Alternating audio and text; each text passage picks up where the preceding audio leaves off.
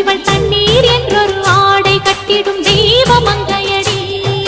தையம் தீயம் தக்கு தீயம் தக்கு தையம் தீயம் தக்கு தீயம் தக்கு தையம் தீயம் தக்கு தீயம் தக்கு தையம் தீயம் தக்கு தீயம்